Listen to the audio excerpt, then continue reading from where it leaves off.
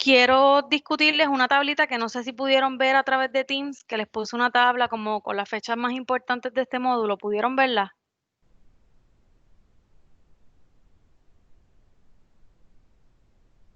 Sí, ¿no? Yo sé que Liliana la vio, pero no sé si alguien más la vio. Yo no la vi, profe, para ser sincera. Ah, pues no, yo se las puse esta mañana, pero como quiera, cuando les envié después de la reunión el material, pues entonces se las voy a enviar para que lo tengan, pero quiero que las vean aquí un momentito. Me dejan saber cuando puedan ver la presentación. Ay. ¿Pueden verlo? Sí, sí. Ah, ok. Llegó Chasme. Según fueron llegando, pasé asistencia, así que no tengo que llamarlas otra vez. Pues estas son las fechas, ¿verdad? Más importantes. Hay otras más dentro de lo que es el calendario, pero de las que le aplicaban a ustedes, estas son las de mayor importancia para lo que es este módulo, junio-agosto 2020. Importante que, perdón, denme un minutito. Muchachas, ustedes ven la tabla porque yo no veo nada más que las iniciales de todas. Me salió ahora. Bueno, ahora lo que se ve son las iniciales. No, perdónenme, es que mi hija se acaba de sacar un grito de película de terror y tuve que ponerme en mute. No sé si lo escucharon. Sí. Profesora, es que estábamos observando las chicas que Ajá. solo vemos nuestras iniciales, no vemos lo que usted está presentando de la tabla. Con fechas Ok. ni nada. Me dejan saber. ¿Ahora lo ven? Ahora sí. Ok. Pues las otras fechas que les estoy mencionando que no les aplican a ustedes son las de remociones de incompleto y esas cosas de cambios de nota, pero entiendo que todas ustedes saben, ya de antemano sabían cuál era la nota final y entiendo que están todas, ¿verdad? Conforme o hay alguien que no está conforme con las notas del módulo anterior, que entiende que hay un error o algo.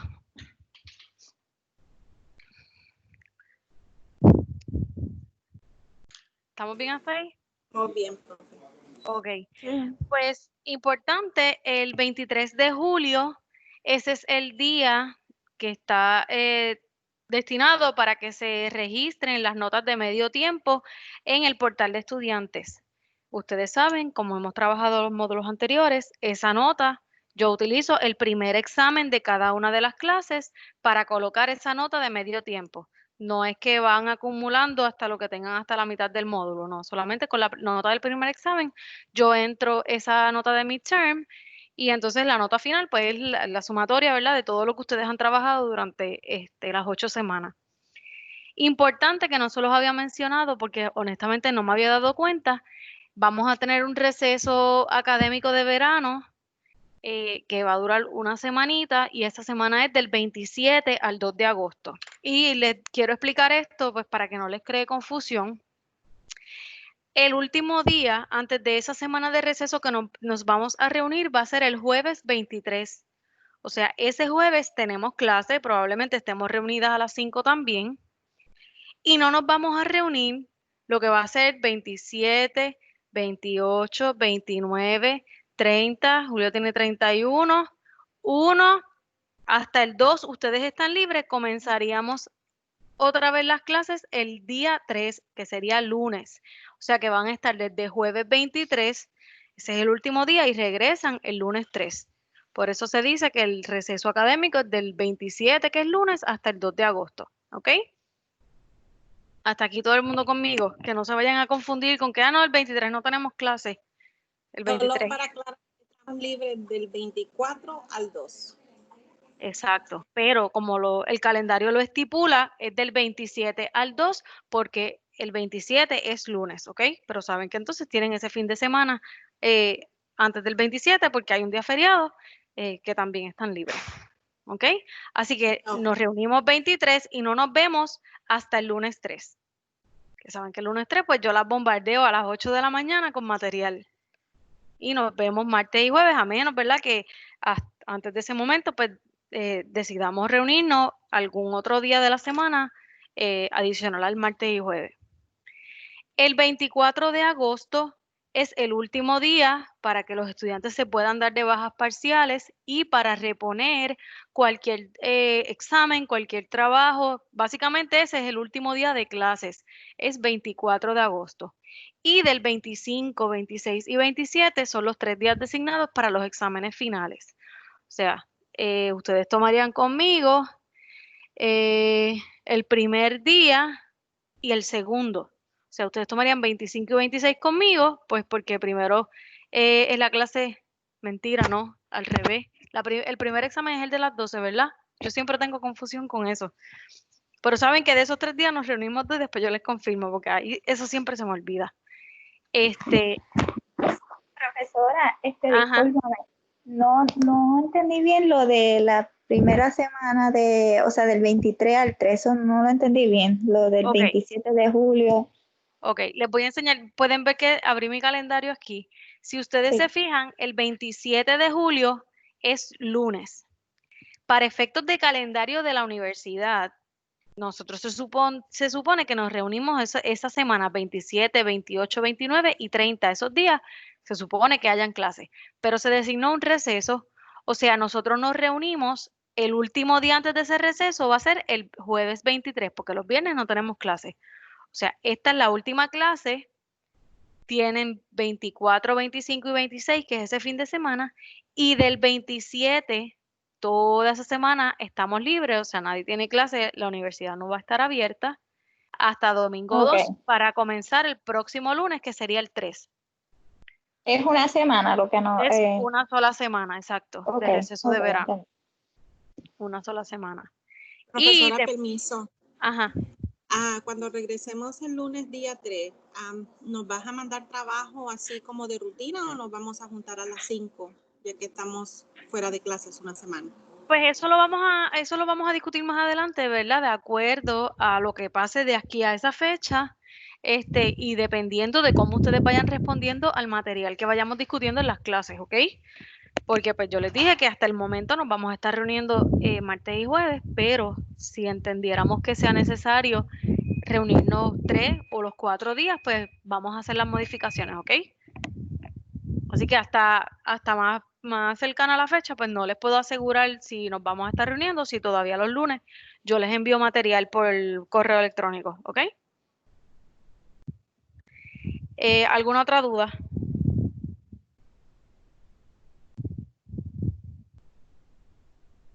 ¿No?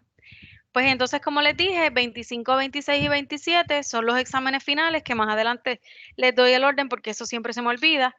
Y el último día del módulo, el día que se cuadran las notas finales, es ese mismo 27, que es jueves. Y entonces la próxima semana comenzaría lo que va a ser el cuarto módulo, ¿ok? Hasta el momento esas son las fechas importantes para el módulo. Hasta ahora, ¿verdad? No se ha dicho que vayamos a estar reuniéndonos algún viernes. Si algo cambiara, pues eso se le deja saber más adelante, ¿ok? De todos modos, esto como quiera, yo se lo voy a enviar ahorita, cuando les envíe el material. Profesora, ¿cuándo usted va a darnos la información sobre los trabajos finales? Hoy vamos a discutir el demado. Okay. Hoy les voy a asignar el demado para que sepan qué es lo que tienen que hacer y entonces todavía estoy trabajando con el de CODI, esperando, ¿verdad? Ver que si hay información nueva. Lamentablemente, antes de que me pregunten, hasta ahora pues no tengo información actualizada. No hemos hecho reuniones de facultad, así que pues la misma información que yo les di el martes sigue igual, pues porque no he tenido nada nuevo que les pueda comentar. No se preocupen, pues porque con la clase de Mado ya el lunes vamos a empezar con el material del teclado como tal. Yo estoy partiendo, ¿verdad? De que las 6 estudiantes que me están participando me dijeron que tienen acceso a computadoras, así que en algún momento entiendo que ustedes van a tener la oportunidad de en sus casas empezar a practicar con el teclado. Así que aunque no nos digan por ahora que nos vamos de modalidad presencial, nosotras no nos vamos a quedar de brazos cruzados, nosotras vamos a seguir con el material y yo voy a tratar, ¿verdad?, de seguir buscando las estrategias para que ustedes puedan practicar. Ahora, hasta que no nos vayamos, ¿verdad?, de la modalidad distancia a la modalidad presencial, pues las pruebas de rapidez se quedan en stand-by. La ventaja de eso es, pues, que como todas tienen computadoras, vamos a poder, ¿verdad? Practicar. Yo les voy a poder dar la teoría mientras estemos reuniéndonos, mientras les esté enviando el material, y les voy a estar asignando tareas con la herramienta que yo les dije, que es una página de internet que lo vamos a discutir el lunes. Pues yo les voy a estar enviando tareas y ustedes me van a estar enviando la evidencia de que cómo ustedes están trabajando esas tareas de manejo de teclado.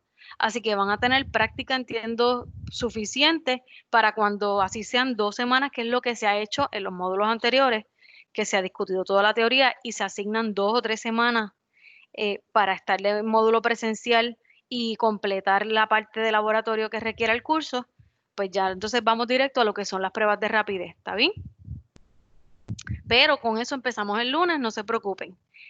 Con la clase de CODI, esa me genera un poquito más de dificultad, pues porque entiendo, ¿verdad? Que ustedes es la primera vez que están tomando cursos de facturación, ¿me equivoco? Sí, Ok. La clase de CODI básicamente es que ustedes aprendan a cómo utilizar la herramienta principal para, ¿verdad? La codificación de diagnósticos que yo les dije que es el ICD-10. En el salón hay libros, pero hasta que no estemos en la modalidad presencial, pues no podemos hacer uso de esos libros. Yo no tengo libros que les pueda prestar. Si yo tuviera ICD-10 suficientes para prestarles, pues lo hacía, pero no los tengo. Así que estoy buscando la manera.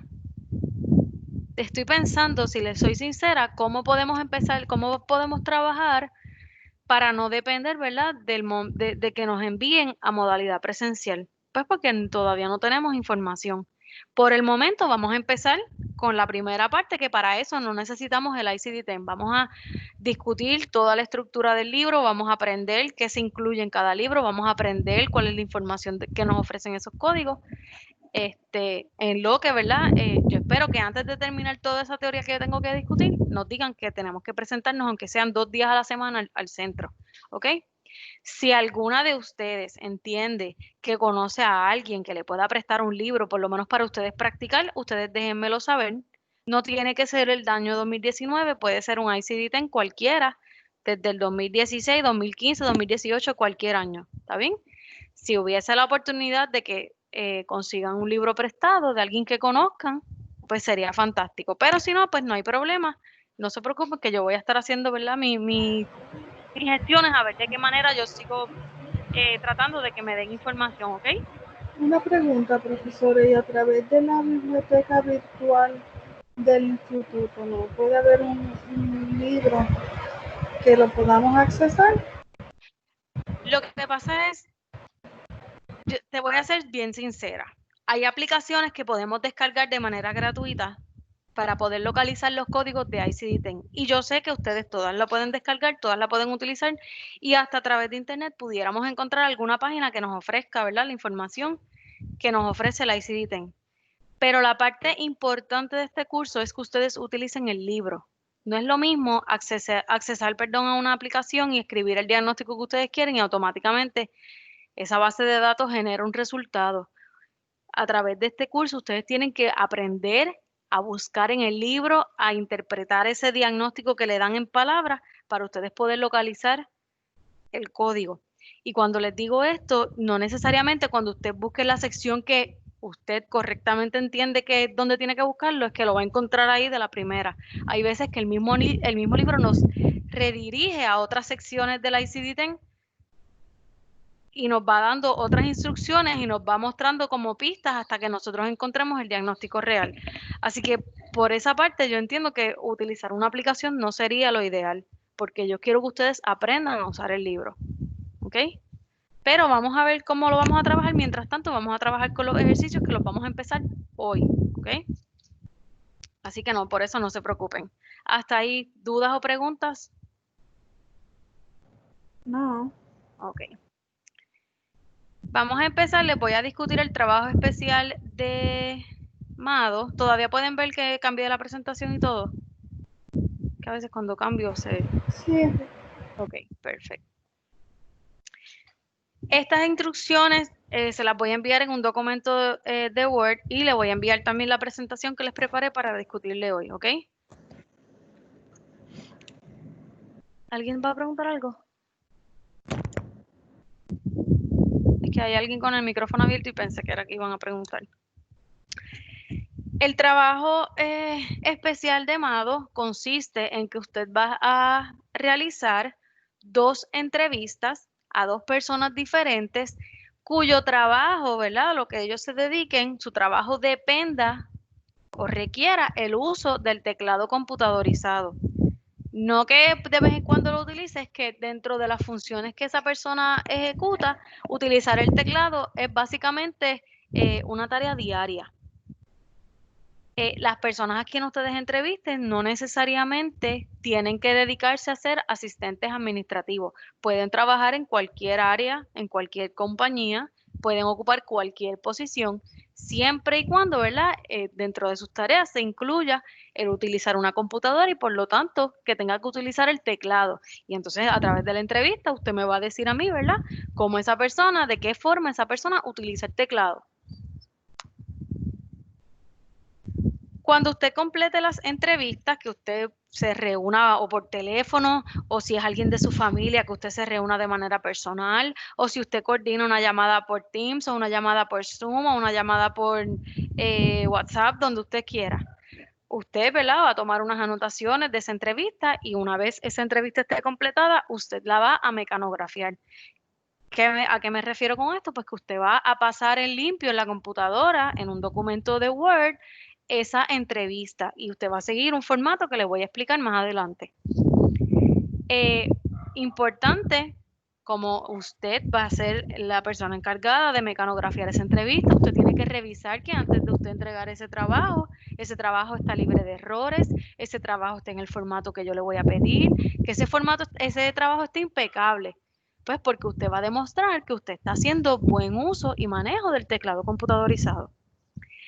Las entrevistas, yo les voy a ofrecer una serie de preguntas guías, pero como parte de los requisitos y de los criterios que yo voy a estar evaluando, yo quiero que ustedes sean, ¿verdad? Tengan la capacidad de usted crear o generar preguntas propias, que usted se invente una pregunta, una no solamente, varias preguntas que salgan, ¿verdad?, de su autoría y usted le haga a esa persona.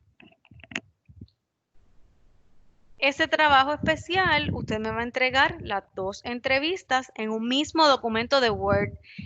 Cuando explico esto, lo quiero recalcar porque hubo estudiantes que les creó un poquito de dificultad con el trabajo anterior de la clase de producción de documentos. En un mismo documento de Word, no importa si son 20 páginas o 2 páginas, no importa, usted me va a entregar todo en un solo archivo, en un solo documento. Así que usted va a incluir una portada. Aquí en esta presentación les incluyo los logos que puede utilizar. El logo los 2 son de la división técnica, pero son, ¿verdad?, son diferentes. Usted decide cuál quiere usar, cualquiera de los 2 está bien. Va a incluir el tema de ese trabajo especial. Va a incluir sus datos, su nombre completo, la fecha, la información del curso, MA 2003 o manejo del teclado y por supuesto pues mi nombre. Ese trabajo debe incluir 2 entrevistas.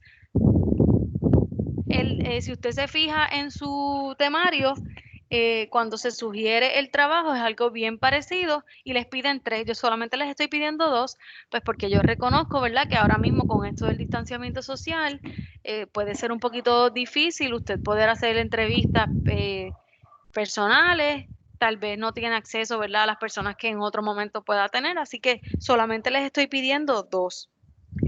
En esas entrevistas yo quiero que usted me incluya, antes de comenzar con las preguntas y las respuestas de esa entrevista, yo quiero que usted al inicio de cada una me incluya una información de la persona entrevistada, o sea, fulano de tal trabaja en tal compañía y ocupa tal posición.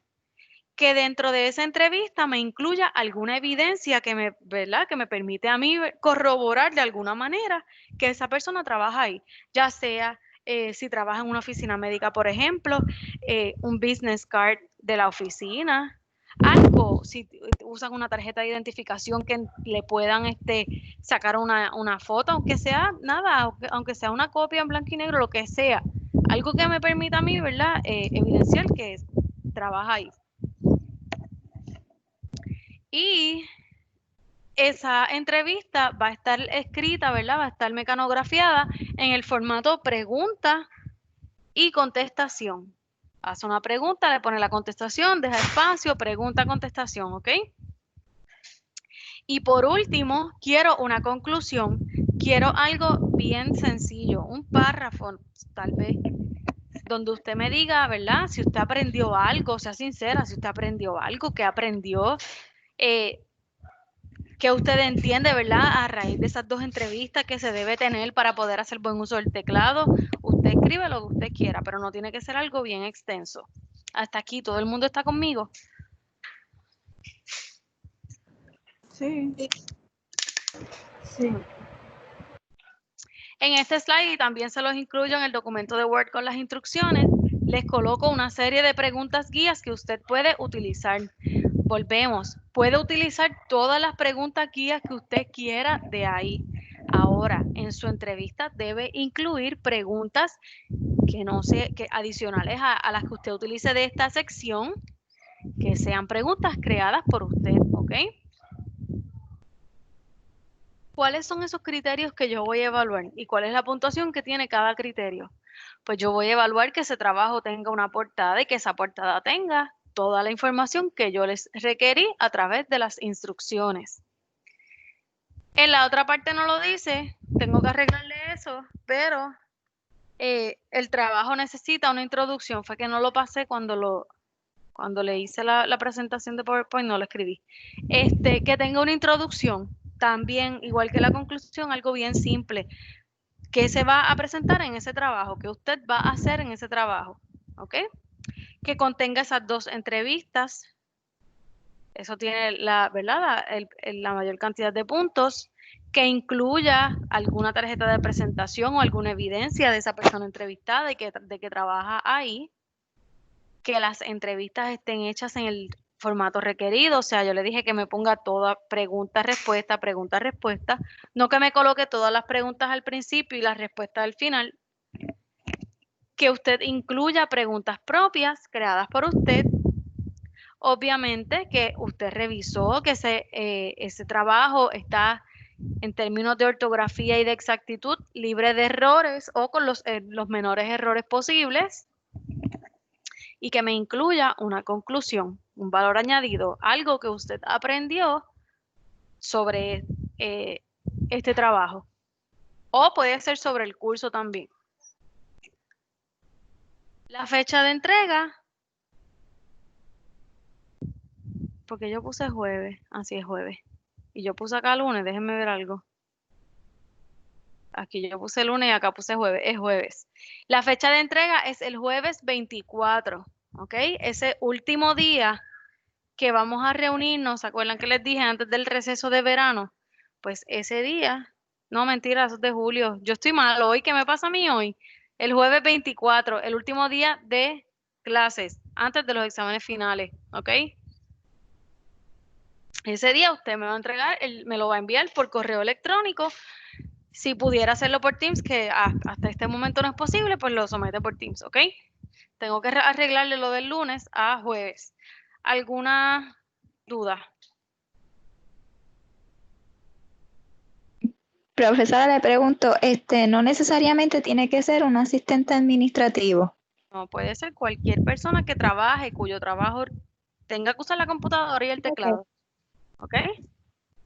Y lo de referencia, o sea, la tarjeta o algo que esa persona tenga, debe tener o el logo de la oficina o... Exacto, no tiene que tener el nombre de la persona, porque a lo mejor la persona trabaja en una oficina de un abogado, pues que sea la tarjeta de esa oficina, que haya Ok. algo del lugar donde trabaja, ¿ok? Volvemos. Yo estoy clara que hay lugares de trabajo que no permiten que se les tomen fotografías a las tarjetas de empleado, de identificación, eso yo lo entiendo. Por lo menos algo que me evidencie que esa persona, pues, ¿verdad? Que es de ahí. Ahora, si usted no tiene más alternativa, ¿verdad? Que las personas que usted está entrevistando, pues no hay forma de que tengan esa parte de esa tarjeta, pues usted me escribe un correo electrónico y no hay problema, ¿ok? Profesora, yo conozco una muchacha que trabaja en el tribunal quizás pueda tener problemas con eso, ¿verdad? Con la entrevista no, tal vez no te provea Ahora soy el carnet o la identificación. en ese caso, pues ustedes, miren, en ese caso es bien fácil. Usted busca en Google un logo del gobierno de Puerto Rico, de la rama judicial, tal vez, si es que trabaja en el tribunal, ¿ok? Ok. Con eso no hay problema. Pero siempre, pues, me deja saber, profesora, mire, no pude tener, esta persona no tiene tarjeta de identificación, no habían tarjetas del lugar, y así yo sé por qué usted no incluyó esa parte, ¿ok? ¿Dudas o preguntas? Profesora, perdona la pregunta, puede que sea un poquito silly, pero tú dices tarjeta business card, right? Business card, sí. Okay, thank you. ¿Alguien más?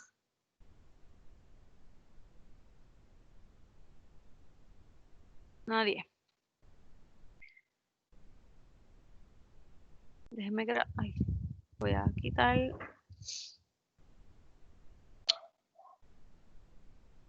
Ok, si no hay duda, pues vamos a comenzar con la clase de Cody. Saben que el lunes comenzamos con lo que va a ser el material vamos a empezar con el teclado como tal. El lunes les voy a presentar la herramienta que yo voy a estar utilizando en complemento con lo que es el libro de texto. Van a haber ocasiones que yo les voy a enviar el ejercicio que quiero que practiquen del libro de texto. De lo contrario, pues vamos a estar utilizando la herramienta porque la herramienta es útil porque les calcula a ustedes el tiempo que ustedes se demoran haciendo la lección, les calcula las palabras por minuto, les calcula la exactitud, así que les permite a ustedes saber en qué están fallando, cuáles son sus áreas de, ¿verdad? Sus fortalezas. Así que la página a mí me gusta pues porque es bien dinámica, ¿ok? En lo que podemos utilizar el libro, ¿está bien? Me dejan saber cuando puedan ver la presentación.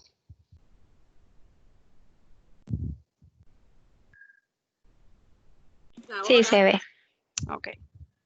Vamos entonces a comenzar con el material de Cody. Vamos a comenzar con la primera parte del proceso de codificación de diagnósticos. Como yo les he dicho todos los días que nos hemos reunido, esta clase es específicamente, ¿verdad?, para aprender a utilizar lo que es la herramienta del ICD-10, que sabemos que es un libro.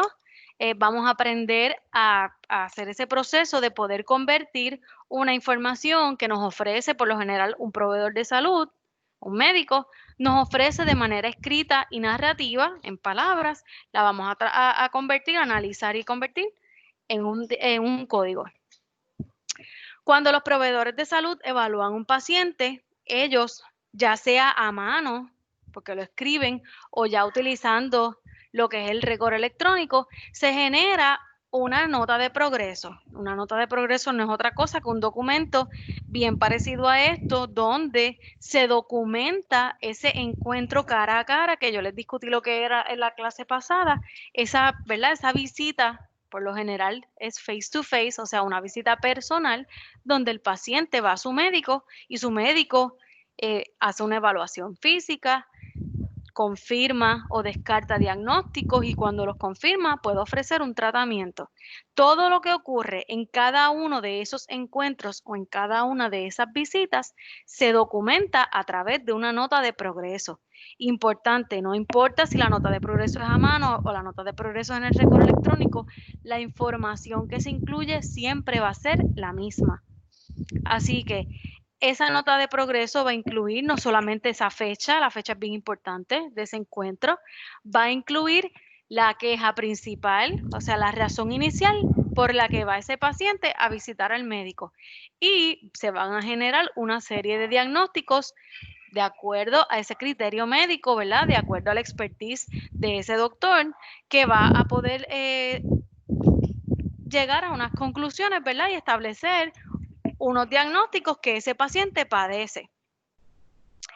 Este diagnóstico casi siempre se escribe de manera redactada, de manera narrativa o en palabras. paciente de 60 años de edad viene a la oficina con dolor abdominal, vómito desde hace 2 días, por ejemplo. ¿Les molesta como que el viento? ¿Ustedes escuchan? Es que me está entrando mucha brisa ahí. Se escucha un poquito. ¿Pero me entienden bien o cierro la puerta? Yo la entiendo bien. Ok. Que si la cierro me da un calor aquí y cuando la abro pues mucho el viento. Pues esta información el médico la redacta de manera narrativa y por lo general hay sus excepciones, ¿verdad? Porque hay médicos que se capacitan constantemente y hay médicos que este proceso de la codificación lo hacen, pero en la mayoría de las ocasiones ellos solamente escriben en palabras todos esos diagnósticos y todos esos síntomas que tiene el paciente y que ellos determinan a través de esa examinación física. Así que nos corresponde en la mayoría de esas ocasiones a nosotros, los asistentes administrativos o a los facturadores de servicios médicos, llevar a cabo el proceso de codificación, por lo que nosotros nos convertimos en los codificadores. Nosotros vamos a vamos a analizar, a leer esa información narrativa, la vamos a interpretar y la vamos a convertir a un código. Cuando estamos convirtiendo esa información en un código, este código tenemos que estar bien claros que es único y universal. Cuando digo que es único, es que esa misma combinación de dígitos alfanuméricos solamente va a existir para ese diagnóstico en particular. O sea que un código no se va a repetir para múltiples diagnósticos. Va a tener, tal vez sí, van a haber algunos semejantes, que se parezcan, que sean semejantes, pero esa combinación exacta solamente la va a tener un diagnóstico. Y cuando digo que ese código es universal, pues porque dentro de lo que son los servicios médicos, ya todas las compañías que proveen servicios utilizan la misma herramienta que es el ICD-10, o sea que un I-10, que es un código, es un I-10 aquí en Puerto Rico, es un I-10 en Estados Unidos y es un I-10 para cualquier médico que esté ofreciendo, ¿verdad? O cualquier entidad que esté ofreciendo servicios médicos. ¿Qué es lo que se, ¿verdad?, quiere alcanzar con establecer estos códigos? Pues que haya una universalización y una unificación dentro de la clasificación de los diagnósticos como parte, ¿verdad?, de la clasificación de enfermedades. El ICD-10 y todas esas entidades lo que querían era poder universalizar, que todo el mundo, como con la terminología, que todo el mundo hablaba el mismo idioma, pues que todo el mundo se comunique utilizando, ¿verdad?, la misma forma de comunicación. Y número 2, bien importante, que a través de la ley IPA, establece que no solamente tenemos que proteger esa información médica privilegiada o protegida, también tenemos que asegurarnos, ¿verdad?, de que no cualquier persona que pueda ver una información médica escrita sepa de lo que se está hablando. O sea que un código dentro de lo que es el ICD-10, si la persona conoce de codificación o conoce del proceso de facturación, pues va a poder identificar que se trata de información médica. Pero en el caso de personas que nunca han tomado cursos y no saben lo que es, pues no va a ser como si les pusieran algo escrito en otro idioma, no lo van a entender. Así que de esa manera la información también se protege. Un ejemplo de esto, cuando usted es empleado de una compañía, por lo general, con 2 ausencias, hay que entregar, ¿verdad?, a la administración del patrono, hay que entregar un certificado médico. Y ese certificado, antes de lo que es el ICD-10, decía, pues, Chasme Pérez faltó porque tenía bronquial asma. Cualquier persona dentro de esa compañía, cuando Chasme entregara ese certificado, todos esos empleados que trabajaran en administración o en recursos humanos, que tuvieran algún tipo de contacto con ese certificado, pues todo el mundo se enteraba, ¿verdad?, que Chasme Pérez había faltado porque tenía bronquial asma. Ahora no. Ahora, al implementar estos códigos de la ICD-10, Chasme faltó y tuvo que entregar un certificado y el certificado en efecto tiene la misma información, pero va a decir, Chasme Pérez recibió servicios médicos por J45909. ¿Quién sabe lo que es J45909? Solamente alguien que conozca de ICD-10. ¿Vieron la diferencia? ¿Vieron? escucharon porque no nos Sí. estamos viendo. Sí. Cuando vamos a codificar, repasando qué es codificar, ¿quién me dice? Pasar todo eso en código. Ujú. Convertir un diagnóstico escrito, narrativo, en código. Cuando nosotros vamos a codificar, tenemos que seguir, ¿verdad? Unas instrucciones, tenemos que aplicar unas reglas que es importante que las entendamos, que las conozcamos para no cometer errores, ¿verdad? La primera nos dice que cuando se redacta y se inicia la búsqueda de un código, o sea, cuando ese médico escribe esa información en palabra, en la nota de progreso, nosotros los codificadores vamos a iniciar una búsqueda de un código, pero es bien importante que entendamos que la información que en esa parte de la redacción no se diga, nosotros no la podemos asumir ni presumir. Me explico. Si en ese documento donde nosotros estamos, ¿verdad?, accesando a la información que el médico escribió, esa nota de progreso para poder hacer la factura, solamente dice que un paciente tenía fiebre, nosotros tenemos que buscar el código de fiebre. Nosotros no podemos asumir, no, tenía fiebre y aquí dice que habían vómitos, aquí dice que habían otras cosas. Pues eso lo que tenía era un virus, nosotros no podemos ponerle el código de un virus.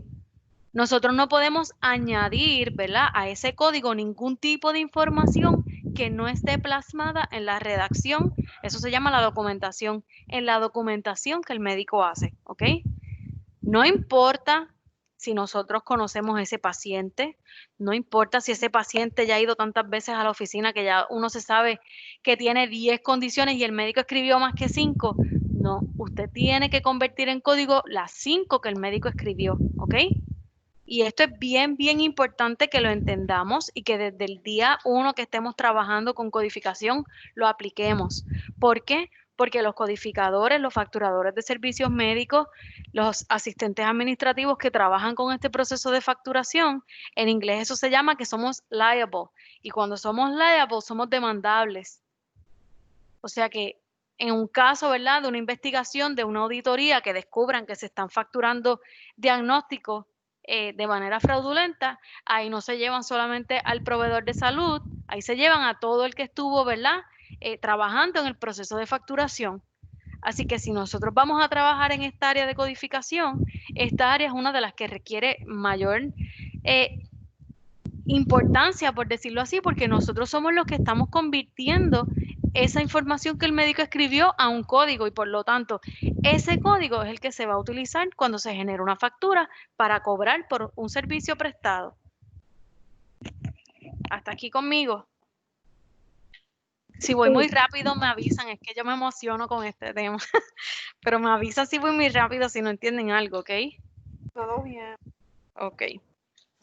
Cuando vamos, ¿verdad?, a convertir, a hacer esta codificación y vamos a seleccionar un diagnóstico, ¿verdad?, de acuerdo a esa documentación hecha por el médico, tenemos que considerar que todo diagnóstico que nosotros vayamos a incluir, ¿verdad?, como parte de una factura, tiene que ser un diagnóstico por el que se haya dado algún tipo de tratamiento y a esto le añado algún tipo de servicio.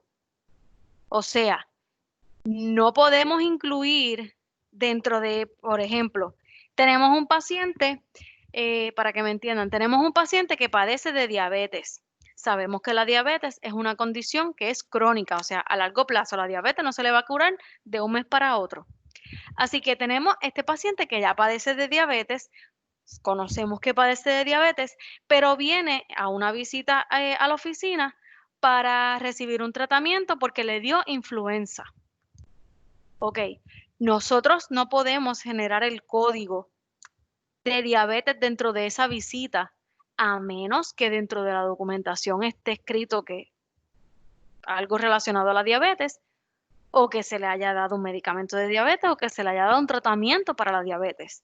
Si esa persona, el médico escribió que solamente vino porque tenía influenza, el único código que nosotros tenemos que utilizar es el código de influenza. ¿Me siguen? Sí. Ok. Esa condición que vamos a utilizar para generar ese código tiene que ser una condición que esté afectando de alguna manera a la salud del paciente. Así que ya sabemos, no podemos asumir información, no podemos añadirle ningún dato que no esté plasmado en esa documentación, no podemos incluir códigos en ese proceso de codificación de diagnósticos que no se trataron durante ese encuentro. Y todo, ¿verdad? Todo código tiene que ser a base de un diagnóstico por el que ese paciente se le ofreció un tratamiento. La tercera regla nos dice que para poder seleccionar un código, para poder, ¿verdad? Dentro de cuando hagamos esa búsqueda con el ICD-10, podamos decidir que este es el código que corresponde a esta documentación. Primero tenemos que revisar detalladamente ese documento clínico, que en este caso va a ser el Progress Note. La nota de progreso mayormente es lo que utilizamos, dependiendo, ¿verdad?, de lo que estemos trabajando, si estamos trabajando en un hospital, pues no va a ser una nota de progreso, va a ser otro documento, o dependiendo del servicio que se vaya a facturar, ¿verdad? Pues es el documento que vamos a utilizar para recopilar esta documentación.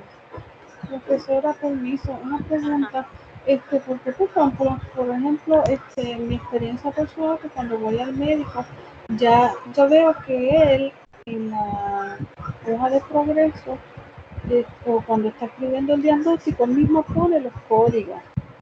Es responsabilidad de nosotros entonces verificar que esos códigos estén correctos, ¿verdad? Pues siempre sí, si tú vas a generar a trabajar la facturación, pues sí, tú revisas. Lo que pasa es que hay muchos médicos, número uno, que son médicos jóvenes que, ¿verdad? Cuando empiezan a trabajar, pues ya el ICD-10 está implementado, pues aprenden sobre el ICD-10. Otros médicos, aunque no tengan la juventud, pues, ¿verdad? Tienen esas destrezas tecnológicas y se mantienen al día tomando educaciones y se preparan y no les gusta delegar esto en los asistentes administrativos, porque los hay. Hay médicos que ellos mismos, a través del récord electrónico, ya el récord electrónico tiene una base de datos donde te permite buscar el diagnóstico. Y obviamente, para un médico poder hacer la selección del código adecuado es más fácil porque ellos tienen la preparación clínica. ¿Sabes? Ellos saben diferenciar si lo que dice este código el paciente lo tiene o no, versus nosotros, los facturadores, que, ¿verdad? Tenemos que coger los básicos, lo general de la terminología, de fundamentos, de todo esto, de anatomía, para poder entender un poquito mejor la naturaleza de los códigos. Así que si el médico lo hace, pues siempre ustedes revisen que usted genera la factura, ¿verdad? De acuerdo a los códigos que el médico puso y ya. Por eso les digo, dependiendo de las funciones que usted tenga que trabajar, es que si usted tiene que hacerlo o no. Pero es importante que sepan codificar porque puedan revisar. Lo mismo ocurre. A veces los médicos ponen un diagnóstico que según ellos es el que, ¿verdad? El adecuado, pero nosotros los que estamos, ¿verdad? Facturando, los que nos encontramos trabajando lo que es los procesos de las oficinas, los que trabajamos con las planes aseguradoras, pues nos damos cuenta que los diagnósticos que tal vez el médico utiliza no son los diagnósticos que están dentro de las tarifas que el plan le paga al médico. Así que tenemos que conocer de codificación para poder identificar cuáles son esos códigos que pagan y cuáles no. ¿Contestada tu pregunta? Sí, gracias. Okay. Pues tenemos que revisar detalladamente, o sea, no es que solamente vamos a buscar dónde dice un diagnóstico, es que tenemos que leer relativamente el documento completo para poder identificar toda esa documentación, cuáles son ¿verdad? Las claves, las cosas más importantes. Una vez nosotros revisemos de manera detallada ese documento, tenemos que identificar dentro del diagnóstico un término principal. Cuando busquemos el término principal, estamos identificando la causa principal, ¿verdad?, de ese diagnóstico, la información más importante dentro de ese diagnóstico. Y importante que yo les diga, hay veces que esta documentación clínica no tiene solamente un diagnóstico. Eso lo tenemos que hacer para cada uno de los diagnósticos que se documenten de ese paciente por cada encuentro. O sea que si el paciente fue a buscar una repetición de medicamentos y tiene 5 condiciones, pues el médico probablemente escribió los 5 diagnósticos. Pues para cada uno de esos diagnósticos tenemos que identificar ese término principal y esto lo vamos a discutir ya mismito. Una vez identifiquemos ese término principal, entonces vamos a identificar el subtérmino o los subtérminos, que eso es, ¿verdad? Como una clasificación por debajo. Cuando vamos a codificar, podemos encontrarnos que dentro de esa documentación narrativa que nos da el médico o que tenemos a través de ese documento clínico, el diagnóstico puede estar escrito en palabras o puede estar escrito en abreviaturas. Así que ven la importancia de poder conocer sobre terminología y poder identificar, ¿verdad? Cuando una abreviatura se relaciona con un diagnóstico, pues porque así podemos identificar un nuevo código que vamos a utilizar. O sea, les presento este ejemplo. En el documento clínico ustedes pueden ver que el médico escribió hypertension, hipertensión. ¿Qué es hipertensión? Presión alta. Presión alta. Presión arterial, ¿verdad? Más alta de lo normal. Podemos verlo que el médico en vez de escribir hipertensión tenía prisa y escribió HBP. Pues esa abreviatura ustedes la aprendieron, pues ustedes identifican que con esa abreviatura también se refiere a lo mismo, se refiere a hipertensión. O puede el médico escribirle high blood pressure. Cualquiera de las 3 formas del médico escribírselo les está diciendo a ustedes la misma información. Pues por lo tanto, ¿qué código ustedes tienen que buscar? Ustedes tienen que identificar cuál es el código para una presión arterial más alta. Eso es lo único que les está diciendo esa documentación. No les está dando mayores detalles, ¿verdad que no? Les está diciendo en los 3 casos lo mismo. Y si se fijan, en una, el médico le puso el diagnóstico, ¿verdad? Como se conoce de manera médica, les colocó la abreviatura y les colocó, ¿verdad? En forma, vamos a decirlo así, de signo, high blood pressure, porque eso es un signo. Él sabe que el paciente tiene high blood pressure, ¿por qué? Porque le puede medir la presión con un monitor de presión dentro de esos vitales.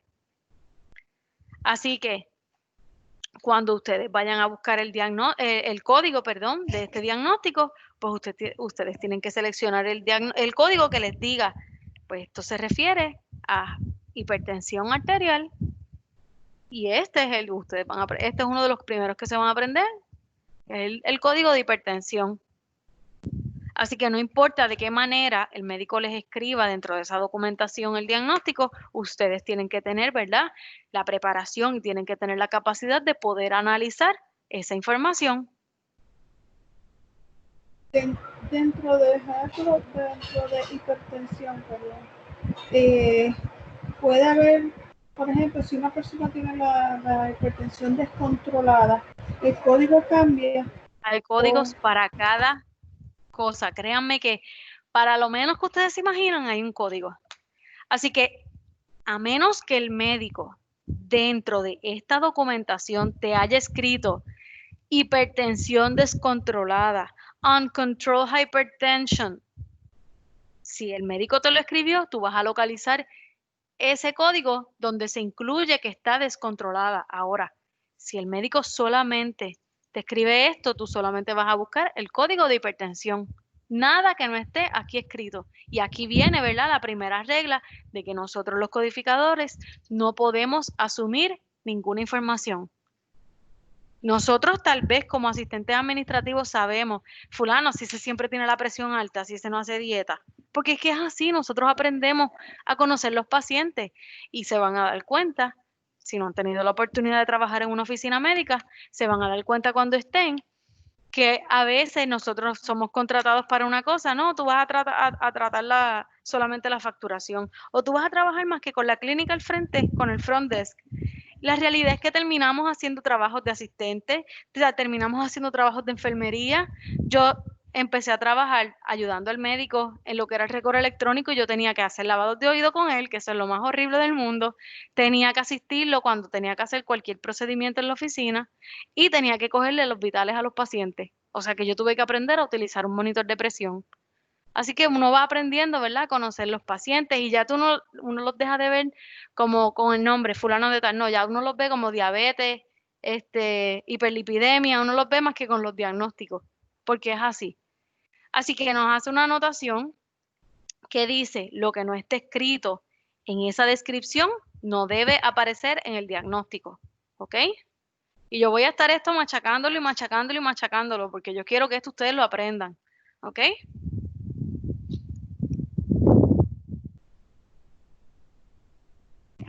Otra de las reglas nos dice que hay unos requisitos generales para poder nosotros llevar a cabo esa codificación.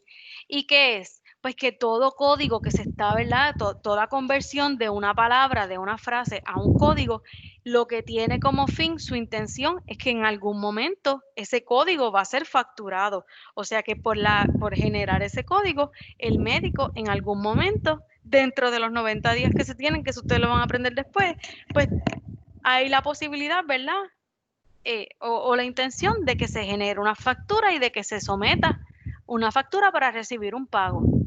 Así que una vez se genera este código que quiere, ¿verdad?, convertirse en parte de una factura, pues es importante reconocer que para poder hacer ese proceso se requiere que haya habido una evaluación de un paciente y un tratamiento.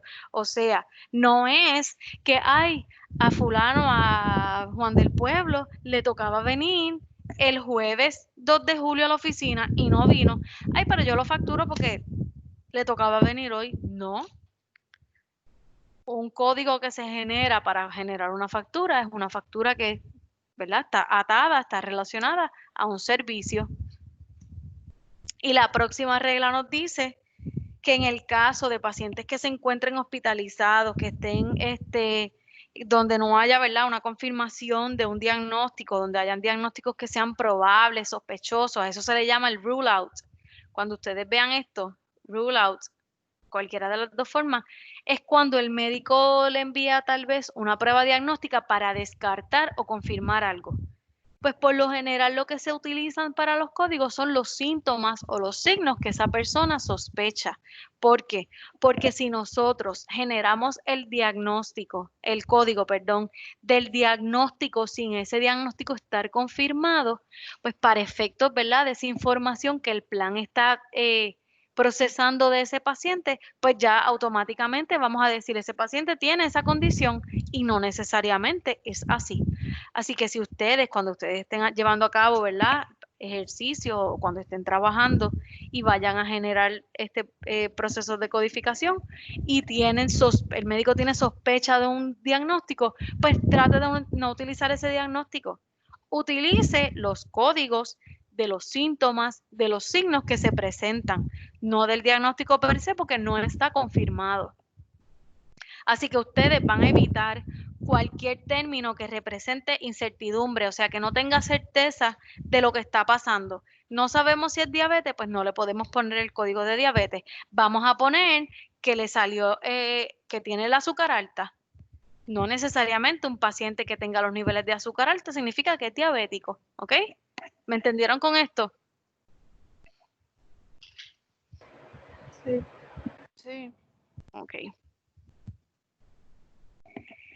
Cuando nosotros trabajamos en la clase de fundamentos con lo que era la terminología, por lo general analizábamos, ¿verdad?, un término, que un término era casi siempre una sola palabra. Y nosotros íbamos a romper, por decirlo así, a descomponer ese término para poder analizar y entender de qué se trataba. Pues cuando estamos hablando de diagnósticos en términos general, es importante que ustedes sepan que no todos los diagnósticos se presentan en una sola palabra. O sea, no todos los diagnósticos van a constar de una sola palabra, de un solo término. Muchos diagnósticos van a escribirse en forma de frase, en forma de oración casi, pues porque dependiendo, ¿verdad?, de la información que se tenga sobre ese diagnóstico, pues, ¿verdad?, la cantidad de palabras va a aumentar. antes de que nosotros hagamos la selección de un código particular en el ICD-10, nosotros tenemos que identificar lo que les dije ahorita, cuál es la parte principal de ese diagnóstico y qué información es secundaria dentro de esa misma descripción, dentro de esa frase. Y les presento este ejemplo. Apendicitis. ¿Qué es apendicitis? Ustedes la saben. Una inflamación en el apéndice. Bien, hay una inflamación. Podemos ver el diagnóstico así y para este diagnóstico hay un código particular. Ahora, podemos ver básicamente el mismo diagnóstico, tenemos apendicitis, pero vemos que está escrito en una frase, o sea, hay más componentes dentro de ese diagnóstico. ¿Qué nos hacen esas palabras adicionales? Ofrecernos una información mayor. Nos dice que esa apendicitis, si es una inflamación del apéndice, pero que adicional a la inflamación hubo una perforación o una ruptura en el apéndice. Si se fijan, este término es un término bien general, solamente hay una inflamación, no nos dice nada más, pero este segundo término ya nos está hablando de que hubo en ese apéndice una perforación, que hubo una ruptura. Así que cuando nosotros tenemos un diagnóstico narrado así, ¿verdad? Descrito de esta manera en tipo de oración, tenemos que identificar cuál es la parte principal de ese diagnóstico. ¿Qué es lo principal ahí? Si lo analizamos. Apendicitis. Apendicitis. Es el diagnóstico principal. Nos está dando un dato adicional. ¿Pero de qué es ese dato adicional? Pues de la condición. Nos está hablando de la apendicitis, que hubo una perforación. A esto yo me refiero cuando tenemos que identificar cuál es esa parte principal. El término principal lo vamos a identificar para efectos de nuestros ejercicios, lo vamos a identificar como TP. El TP, término principal. ¿Qué nos dice este término principal? Por lo general nos hace referencia a que hay una enfermedad, una condición, un padecimiento. El nombre por lo general nos hace referencia al nombre de una enfermedad. Y como ya ustedes son expertas en terminología, pues ustedes van a poderlo identificar porque por lo general nos va a decir qué es lo que está ocurriendo. Y esos términos son los que casi siempre terminan en itis, pexia, penia, osis, ism, como hipotiroidism o hipotiroidismo, que es lo mismo, un epónimo, que a una condición, ¿verdad? Sabemos que hay enfermedades que llevan el nombre de la persona que lo inventó o que lo estudió o que creó algo relacionado. Pues siempre que veamos términos que incluyan esas palabras, y no son las únicas, ¿verdad? Hay muchos otros términos que nos indican la presencia de una enfermedad, pues nosotros podemos identificar que esa parte es la parte principal.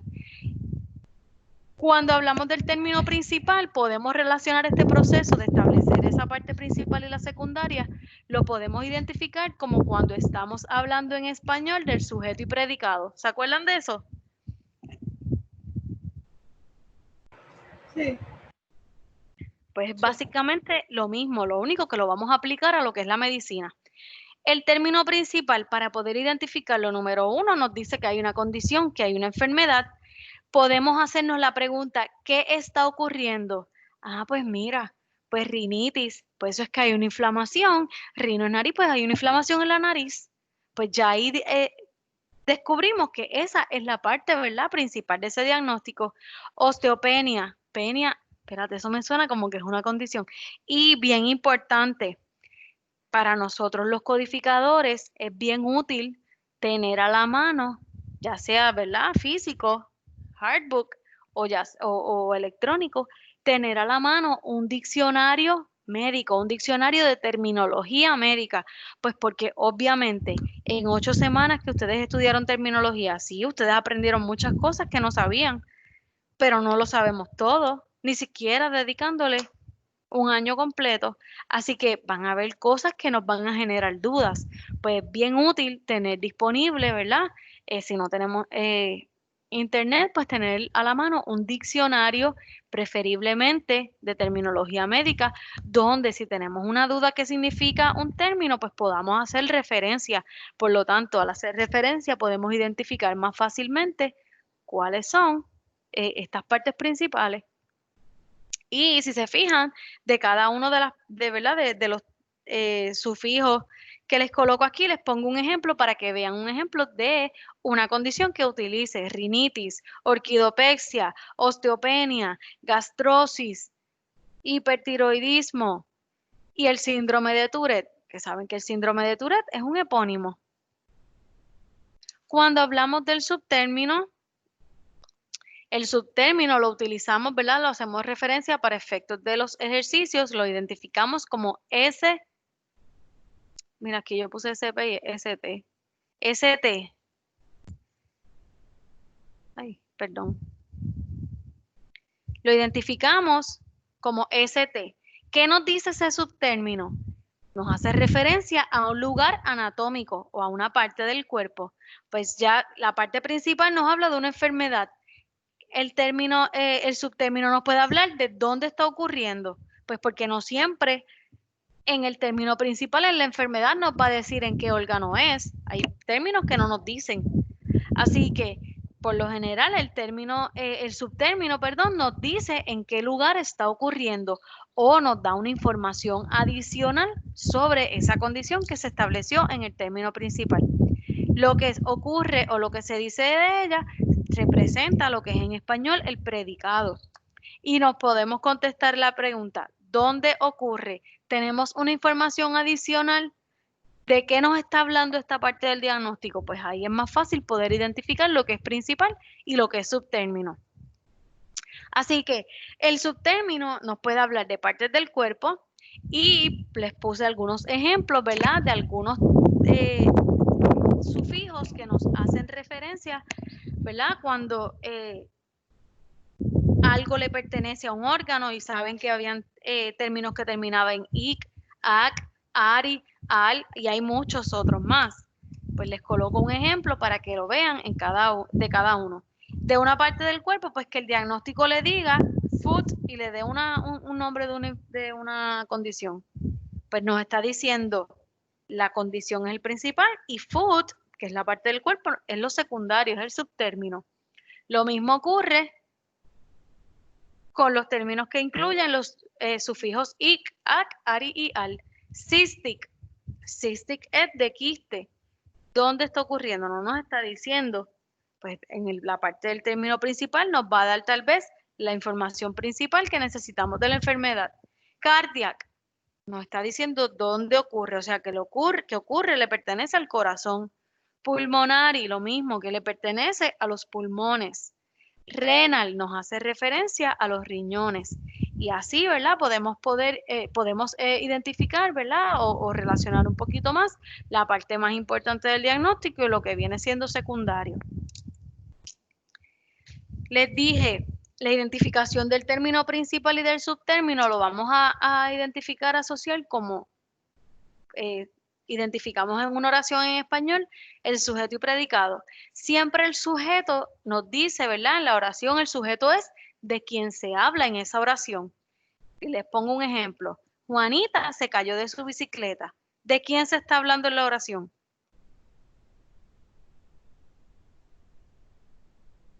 Juanita. De Juanita.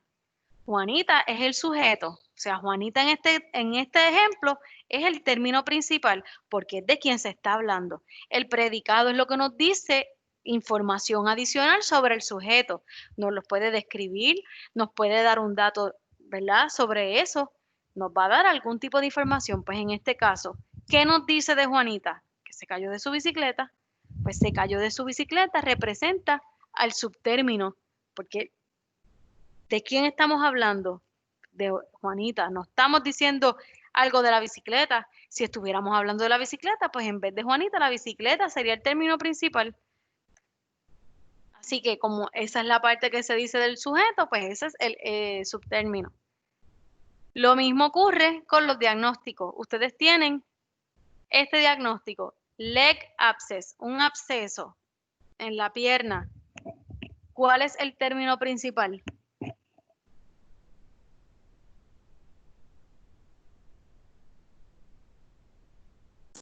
Abscess. El absceso.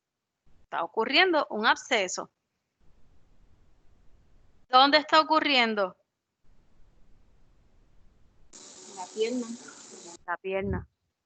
No nos está dando ningún tipo de información adicional.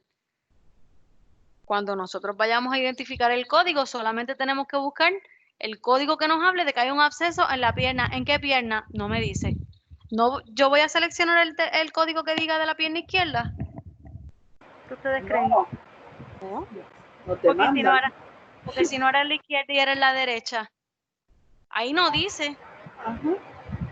En esos casos, ¿qué hacemos? Porque podemos identificar, espérate que aquí esto no me da información y nos vamos a dar cuenta cuando vayamos al ICD-10 a localizar ese código, nos vamos a dar cuenta que el ICD-10 nos va a decir, espérate, pero ¿en qué pierna si un ser humano tiene dos?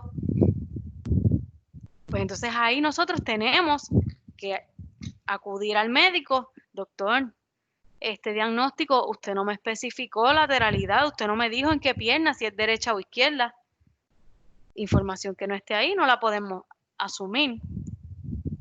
No se Así puede que, facturar, ¿verdad, profesor? no, hasta que el médico no confirme, no.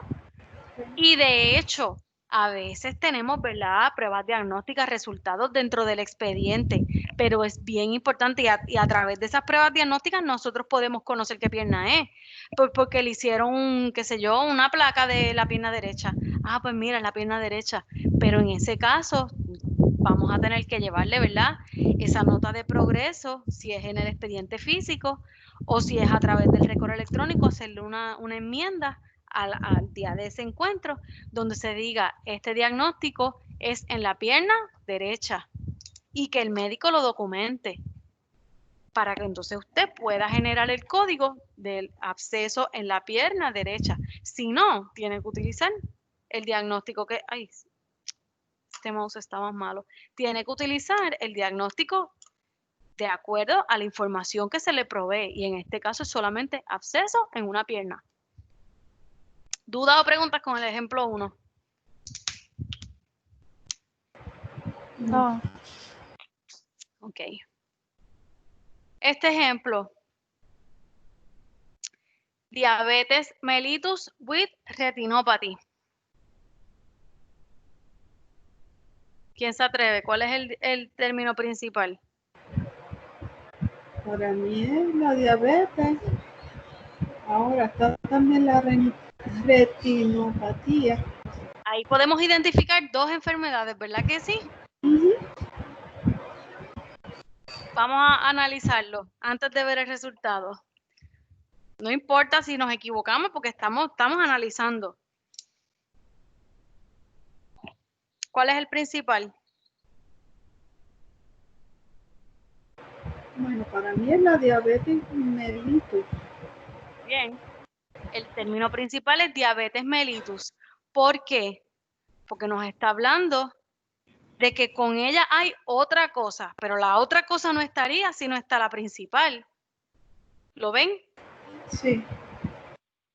Pues diabetes mellitus representa el término principal. Si diabetes mellitus no la padeciera ese paciente, pues solamente el diagnóstico sería retinopathy. Pero está diciendo with retinopathy. Así que esa parte de with retinopathy es el subtérmino. Y para ponernos, ¿verdad?, en perspectiva, diabetes mellitus sabemos que son, ¿verdad?, un descontrol cuando hay problemas con los niveles de azúcar en el cuerpo. Retinopatía es una complicación que puede ser, ¿verdad?, manifestada a raíz del padecimiento de diabetes que afecta lo que son los vasos sanguíneos en el ojo, en la retina.